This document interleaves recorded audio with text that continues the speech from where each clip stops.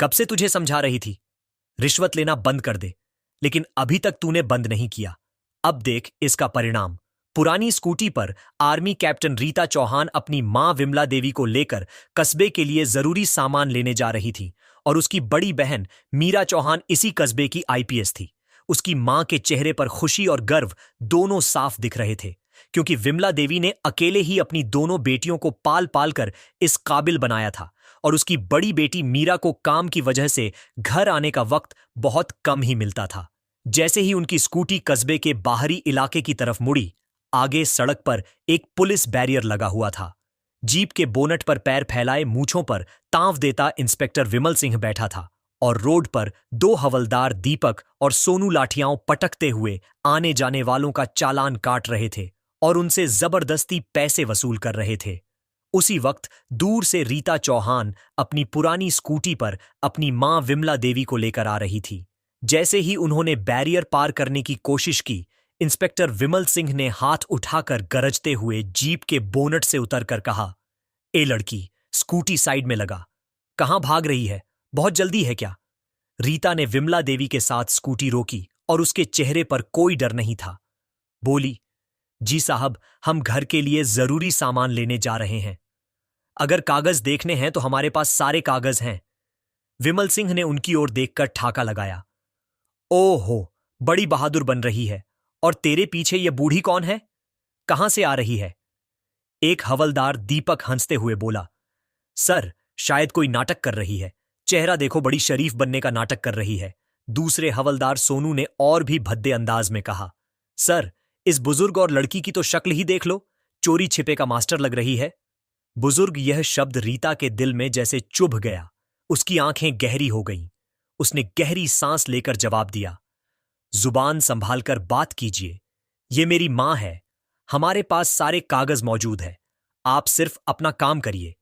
किसी के बारे में ऐसे शब्द बोलना पुलिस वालों के मुंह से शोभा नहीं देता। इतने में इंस्पेक्टर विमल सिंह गुस्से में आग बबूला हो गया और बोला, अबे चुप, तेरी जैसी लड़की हमें बोलना सिखाएगी? तू हमें कानून मत सिखा। हमें अच्छी तरह पता है कौन शरीफ है और कौन नहीं। निकाल कागज। रीता ने स्कूटी की डिग्गी से लाइसेंस और कागज निकाले और इंस्पेक्टर विमल सिंह को दिए।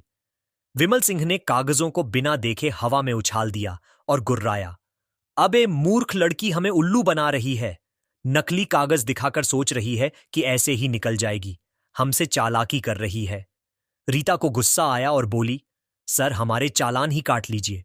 इस तरह से हमारे साथ बदतमीजी मत कीजिए। इसी वक्त इंस्पेक्टर विमल सिंह आगे बढ़ा और बिना किसी झिझक के एक जोरदार थप्पड़ रीता के चेहरे पर जड़ दिया। उसकी आवाज इतनी तेज थी कि पूरी सड़क पर सन्नाटा छा गया। रीता का सिर झटक गया, आंखों में आंसू तैर गए। एक आर्मी ऑफिसर जिसने सीमा पर दुश्मनों की गोलियों का सामना किया था, आज अपने ही कस्बे में वर्दी पहने गुंडों के हाथों अपमानित हो रही थी। उसकी मां विमला देवी चीख पड़ी और आगे बढ़कर बोली, अरे मेरी बच्ची को क्यों मारा तुमने? अरे भगवान से तो डरो। विमल सिंह ने उन्हें धक्का देते हुए चिल्लाया, चुप, बूढ़ी ज्यादा बोलेगी तो तुझे भी ऐसे ही थप्पड़ मिल जाएगा। हवलदार दीपक और सोनू दोनों शैतानी हंसी हंसते हुए बोले, हां हां, बड़ी तेज बन रही थी। देखो, सारी तेजी निकल गई। अब रीता का खून खौल उठा। उसका हाथ थप्पड़ का जवाब देने के लिए उठा, पर वहीं रुक गया। वह जानती थी कि अगर उसने इन गुंडों पर हाथ उठाया तो मामला और बिगड़ जाएगा। उसकी आंखें अंगारों की तरह जल रही थीं, पर होंठ बंद थे। इंस्पेक्टर विमल सिंह चिल्लाते हुए बोला, इन दोनों को जीप के अंदर ठूंस दो और ले चलो थाने। वहां हम बताएंगे कि पुलिस की पावर क्या होती है। गुंडों की तरह तीनों पुलिसकर्मी उन्हें धक्के देकर जीप में ठूंसने लगे। सड़क पर तमाशा देखने वालों की भीड़ जमा हो गई थी। कुछ लोग मोबाइल निकालकर वीडियो बना रहे थे, पर किसी की हिम्मत नहीं हुई कि आगे बढ़कर बोल सके। इसी भीड़ में एक नौजवान लड़का चुपचाप पूरी घटना रिकॉर्ड कर रहा था। उसे अंदाजा भी नहीं था कि उसका यह वीडियो आने वाले वक्त में पुलिस की गुंडागर्दी के खिलाफ तूफान खड़ा करने वाला है। जीप में रीता अपनी मां को सीने से लगाए बैठी थी। विमला देवी रो रही थी और बेटी के चेहरे पर पड़े थप्पड़ के निशान देखकर सिसक रही थी। रीता की आंखें आसमान की तरफ टिकी थीं। चेहरे पर खामोशी थी, लेकिन दिल में आग जल चुकी थी। वह जानती थी यह अपमान चुपचाप नहीं सहने वाली। थाने पहुंचते ही विमल सिंह मूंछों पर ताव देता हुआ गरज उठा, अबे हवालत में ठूंस दो इन दोनों को, सुबह तक सारी अकड़ निकाल देंगे, फिर देखेंगे इनकी औकात। हवलदार दीपक और सोनू ने धक्के मारकर माब को एक बदबूदार कोठरी में बंद कर दिया। दरवाजा बंद होते ही कोठरी की दीवारों में उनकी सिसकियों की गूंज गूंजने लगी। लेकिन इन पुलिस वालों को इस बात का पता नहीं था कि बाहर एक ऐसा तूफान था जिसकी कान में थोड़ी सी भी भनक लग गई तो उसके चपेट में थाने समेत इनकी पूरी जिंदगी तहस नहस कर देने वाली थी। विमला देवी ने रोते हुए कहा, बिटिया, ये लोग हमें कहां बंद कर दिए, अब क्या होगा? रीता ने अपनी मां को गले से लगा लिया। उसकी अपनी आंखों में भी आंसू थे, पर आवाज में फौलादी मजबूती थी। मां, तुम चिंता मत करो, मैं हूं ना, बस थोड़ी देर की बात है, सब ठीक हो जाएगा। थाने में एक चाय वाला लड़का जो आईपीएस ऑफिस में भी चाय पहुंचाया करता था, उसने रीता को पहचान लिया। वह कांप गया। अरे ये तो आर्मी वाली मैडम है, आईपीएस मैडम की छोटी बहन। लेकिन इंस्पेक्टर के खौफ से वह कुछ बोल नहीं पाया और चुपचाप वहां से खिसक गया। थोड़ी देर बाद एक सब इंस्पेक्टर शराब के नशे में धुत होकर हवालत के पास आया। हाथ में बोतल लहराते हुए बोला, बे कौन हो तुम दोनों? बड़ी भई भी बनी फिरती हो, बताती क्यों नहीं अपना असली नाम? रीता ने उसकी तरफ नफरत से देखा, पर कुछ बोली नहीं। वह शराबी दरोगा कुछ उल्टा सीधा बकता हुआ चला गया। धीरे धीरे रात गहराने लगी। हवालत के अंदर मच्छरों की भिनभिनाहट, सीलन की बदबू और घुटन बढ़ती जा रही थी। विमला देवी को अस्थमा की शिकायत थी। उस घुटन भरे माहौल में उनका दम घुटने लगा। वह जोर जोर से खांसने लगी। रीता घबरा गई। उसने दरवाजा पीटना शुरू कर दिया। कोई है? दरवाजा खोलो, मेरी मां की तबीयत खराब हो रही है, प्लीज किसी डॉक्टर को बुलाइए। उसने बार बार आवाज दी, पर उसकी आवाज थाने के शोर में दबकर रह गई। बाहर से एक सिपाही की आवाज आई, अबे चुपचाप पड़ी रह, ड्रामा मत कर, सुबह से पहले कोई दरवाजा नहीं खुलेगा। पूरी रात रीता अपनी मां का सिर गोद में रखे बैठी रही। वह अपनी मां की पीठ सहलाती रही, उन्हें हिम्मत देती रही। सुबह होते होते उसकी आंखें रोष और बेबसी से लाल हो चुकी थीं।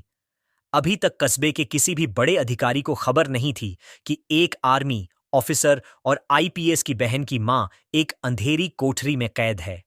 दूसरी तरफ कस्बा प्रशासन में हड़कंप मचना शुरू हो गया था।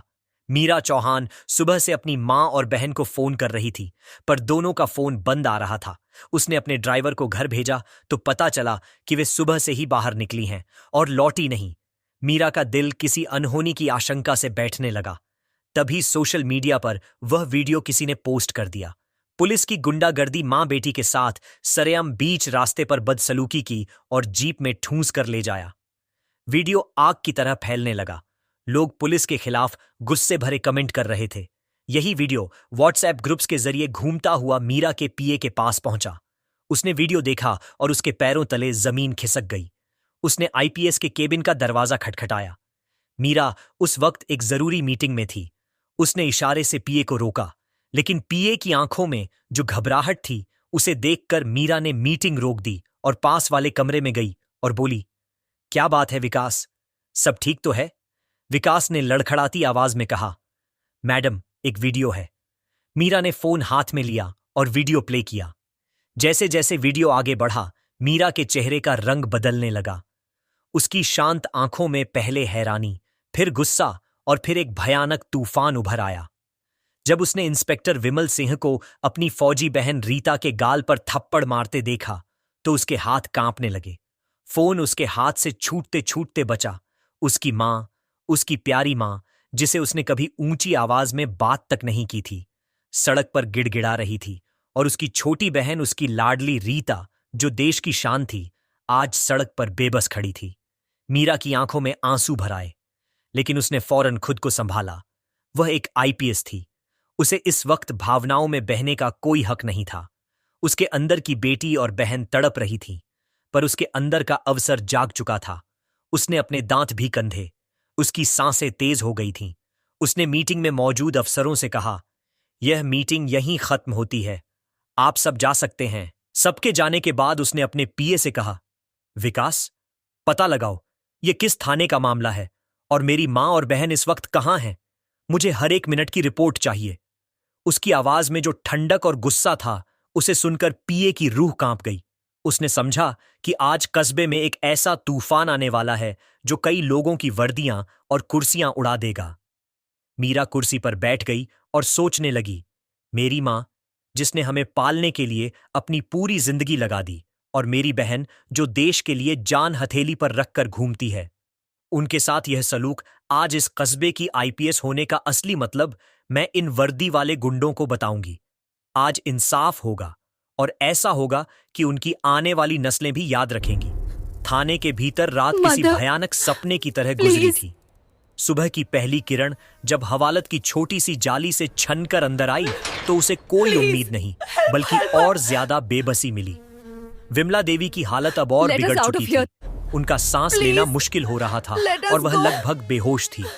रीता ने उनका सिर अपने घुटनों पर रख We रखा can't था। breathe in here. उसकी आंखें सूजकर लाल हो चुकी थीं। रात भर की मिन्नतों के बाद भी किसी ने एक गिलास पानी तक नहीं दिया था। एक सिपाही पास से गुजरा। रीता ने फिर से हिम्मत जुटाई। भाई साहब, प्लीज एक बार डॉक्टर को बुला दीजिए, मेरी मां की जान खतरे में है। सिपाही ने नफरत भरी नजर से उसे देखा। बोला, हम अपराधियों के लिए डॉक्टर नहीं बुलाते, मर जाए तो एक गिनती कम होगी। यह शब्द रीता के दिल में किसी जहरीले खंजर की तरह उतर गए। उसे लगा जैसे किसी ने उसकी आत्मा पर चोट की हो। फिर भी वह चुप रही। उसकी आंखों में अब आंसू नहीं, बल्कि एक फौजी का ठंडा गुस्सा था जो ज्वालामुखी की तरह फटने का इंतजार कर रहा था।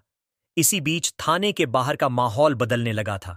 वह वायरल वीडियो अब केवल कस्बे में नहीं बल्कि पूरे प्रदेश में फैल चुका था। तमाम सोशल मीडिया प्लेटफॉर्म्स पर लोग लिख रहे थे, क्या यही है सिस्टम का असली चेहरा? अगर यह आईपीएस की फैमिली है तो आम आदमी का क्या होगा? मीडिया चैनलों को भी खबर लग चुकी थी। रिपोर्टर्स की गाड़ियां थाने के बाहर जमा होने लगी थी। किसी को अंदर जाने की इजाजत नहीं थी, लेकिन कैमरे लगातार बाहर से हर हरकत को कैद कर रहे थे। थाने का इंस्पेक्टर विमल सिंह इस सब से बेखबर अपने ऑफिस में बैठा चाय की चुस्कियां ले रहा था। उसे लग रहा था कि उसने 2 आवारा औरतों को सबक सिखाकर बड़ा कदम उठाया है। तभी उसका मोबाइल बजा। स्क्रीन पर नाम चमक रहा था। ईएसपी साहब। उसने अकड़ कर फोन उठाया। जय हिंद सर। दूसरी तरफ से ईएसपी साहब की घबराई हुई और गुस्से से भरी आवाज आई। विमल, तुम्हारे थाने में बीती रात कोई खास गिरफ्तारी हुई है क्या? इंस्पेक्टर ने सीना चौड़ा करके कहा। हां सर, 2 औरतें पकड़ी थीं, स्कूटी पर थीं, अकड़ दिखा रही थी। शक हुआ तो हवालत में डाल दिया, सुबह तक सारी गर्मी निकल जाएगी। ईएसपी की आवाज अब दहाड़ में बदल गई।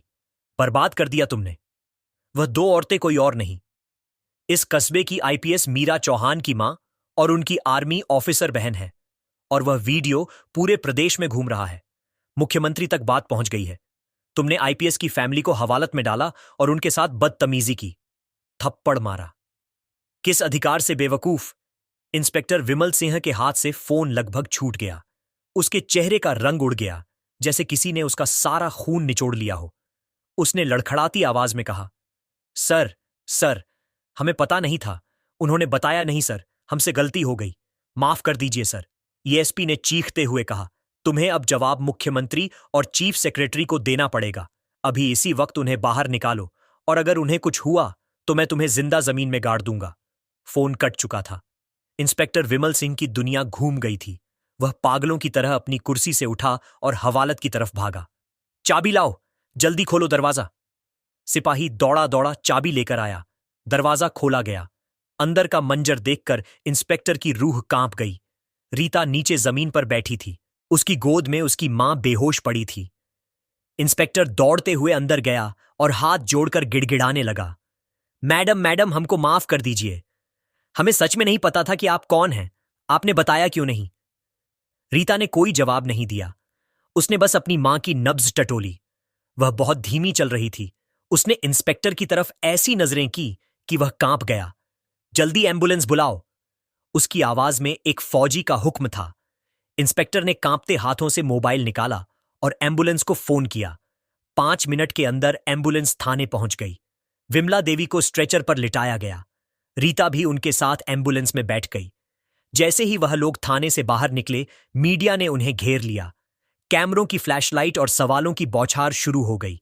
मैडम, क्या यह सच है कि आपको पुलिस ने मारा और रात भर हवालत में रखा? क्या आप जानबूझकर अपनी पहचान छिपा रही थी? क्या आप दोषियों के खिलाफ कार्रवाई करेंगी? रीता ने किसी सवाल का जवाब नहीं दिया। उसकी नजरें सिर्फ अपनी मां पर थीं। उसने बस इतना कहा, पहले इन्हें अस्पताल ले चलिए, बाकी बातें बाद में। अस्पताल पहुंचते पहुंचते विमला देवी की हालत और नाजुक हो गई। उन्हें सीधे आईसीयू में भर्ती किया गया। डॉक्टर ने बताया कि उन्हें घुटन और मानसिक आघात की वजह से सीवियर अस्थमा अटैक आया है। उनकी उम्र को देखते हुए स्थिति चिंताजनक है। यह सुनकर अब तक पत्थर बनी हुई रीता टूट गई। वह अस्पताल के कॉरिडोर में एक बेंच पर बैठकर अपने आंसुओं को रोकने की नाकाम कोशिश कर रही थी। तभी वहां मीरा चौहान पहुंची। उसने अपनी बहन को इस हालत में देखा तो दौड़कर उसे गले से लगा लिया।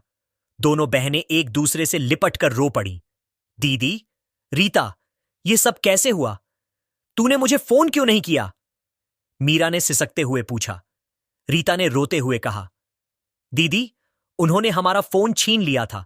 और मां, दीदी, मां को कुछ हो गया तो मैं खुद को कभी माफ नहीं कर पाऊंगी। मीरा ने अपनी बहन के आंसू पोंछे। कुछ नहीं होगा मां को, और जिन्होंने यह किया है उन्हें भी अब कुछ नहीं होगा, क्योंकि उनकी जिंदगी की सबसे बड़ी सजा अब शुरू होने वाली है। कुछ देर बाद एसपी, डीआईजी और कस्बे के तमाम बड़े अफसर अस्पताल पहुंचे। एसएसपी ने आगे बढ़कर हाथ जोड़े। मैडम, हम बहुत शर्मिंदा हैं। आपकी पहचान ना जान पाना हमारी बहुत बड़ी भूल थी। हमने इंस्पेक्टर, दरोगा और दोनों हवलदारों को तुरंत सस्पेंड कर दिया है। एफआईआर भी दर्ज कर ली गई है। मीरा ने उनकी तरफ देखा। उसकी आंखों में आंसू नहीं बल्कि लावा दहक रहा था। एसआई, एसपी साहब, यह भूल नहीं गुनाह है, और पहचान जानकर इज्जत देना अगर आपके सिस्टम की आदत है तो यह सिस्टम नहीं, गुलामी है। मेरी बहन ने अपनी पहचान इसलिए छिपाई थी ताकि वह देख सके कि आप लोग एक आम इंसान के साथ क्या करते हैं, और आज उसने वह देख लिया। मारपीट, गलत व्यवहार, अपमान और मौत के मुंह में धकेलना। एसपी ने सिर झुका लिया। हमसे गलती हुई मैडम, हमें माफ कर दीजिए। मीरा की आवाज सख्त हो गई। माफी से मेरी मां ठीक नहीं हो जाएंगी। सुधार तब होगा जब आप समझेंगे कि पुलिस की ताकत वर्दी से नहीं, इंसानियत से होती है। तभी डॉक्टर ने आकर बताया कि विमला देवी की हालत अब स्थिर है, पर उन्हें कुछ दिन आईसीयू में रखना होगा। यह सुनकर दोनों बहनों ने राहत की सांस ली। उसी शाम मीरा ने अपने कार्यालय से एक स्पेशल प्रेस कॉन्फ्रेंस बुलाई।